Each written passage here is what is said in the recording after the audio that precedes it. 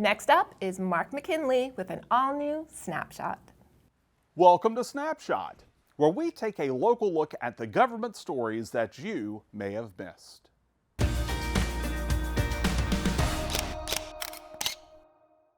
Last week, Governor Baker signed the Votes Act into law, making so that mail-in ballots and early voting are now allowed in the state. Along with increasing ballot access for voters with disabilities and overseas service members, it also makes sure that those incarcerated can request a mail-in ballot and allows for steps to be taken to update the state's election administration process. The law does not provide for registering and voting on Election Day. Vote-by-mail applications will be mailed in July and September for the upcoming primary and state elections in September and November. You can also download them online and follow the instructions to submit the form. Voters who wish to vote in person can still do so on Election Day or through in-person early voting. In June, the Massachusetts House of Representatives passed a bipartisan mental health bill that would address behavioral care in the state. Included in the bill is an amendment filed by Representatives Josh Cutler and Kathleen Lenatra that would allow for more qualified licensed clinicians to be added to the workforce in a timelier manner. The amendment would add 2 seats to the Allied Board of Mental Health and adjust the makeup of the board so that it better reflects the actual number of active licensed clinicians, which is currently 2/3 of all license holders in the state. It also has the Department of Public Health review the idea of establishing a separate licensure board for licensed clinicians and report back to the legislature next year. The legislation heads to the Senate now for review. As part of the town of Kingston's water withdrawal permit, the Board of Water Commissioners has issued the following water restriction to be effective immediately. Even-numbered houses may water on even-numbered days before 9 a.m. and after 5 p.m. Odd-number homes may water on odd-number days before 9 a.m. and after 5 p.m. Please help us protect our water supply by obeying this water restriction. Last week, the town of Plymouth was presented a check for $2.25 million through the Plymouth County ARPA program.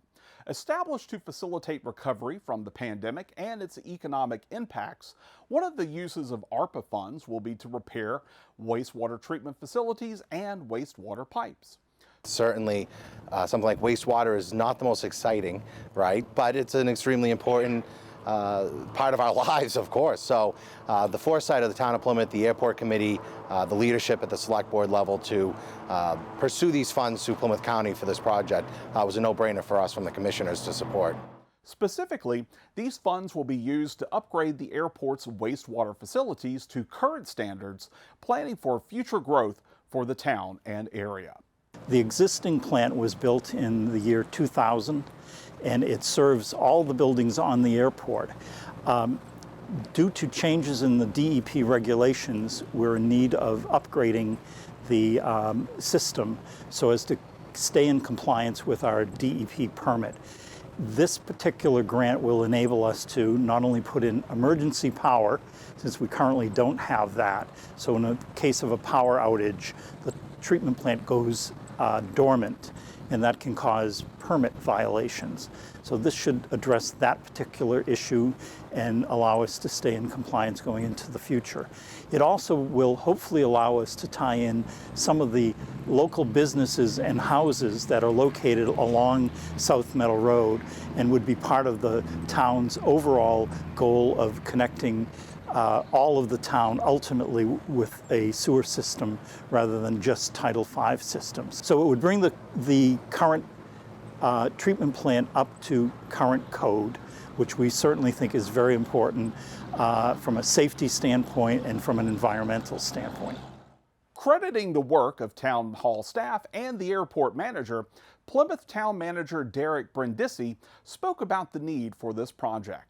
Lynn Barrett, our finance director, Jonathan Beater, our public works director, and Tom Mara, our airport manager, they're the ones that actually really did all the hard work, right? They're the ones that came together. They recognized this as a priority.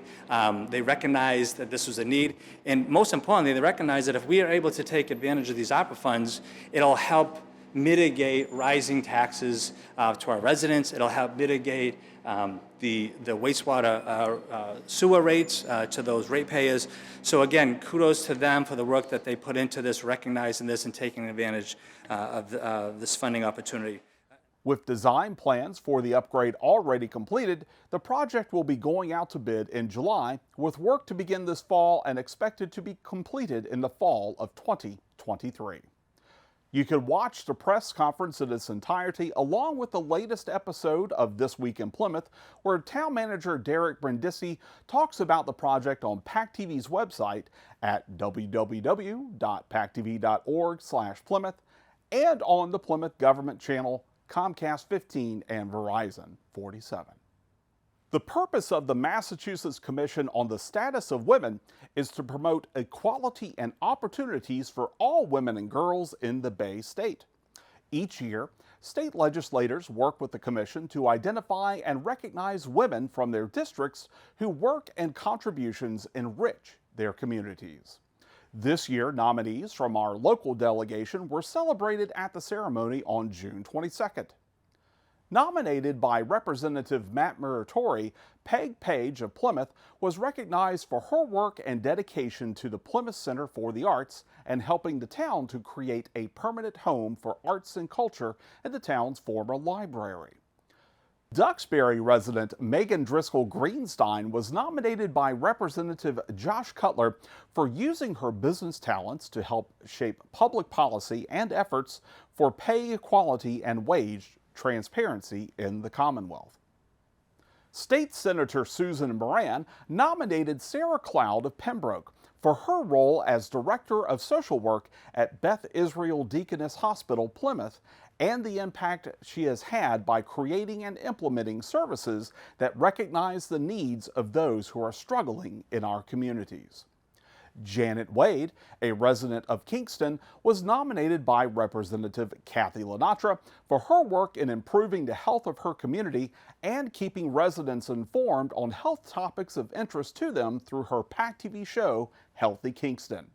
Congratulations to all these women for their awards and for being role models for others in our communities.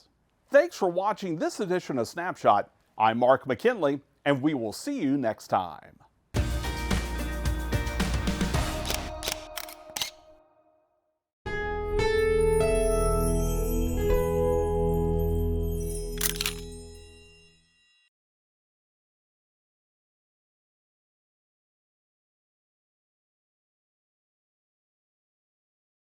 Thank you for watching. If you enjoyed this video, please hit the like and subscribe button below before you go. We'll see you next time.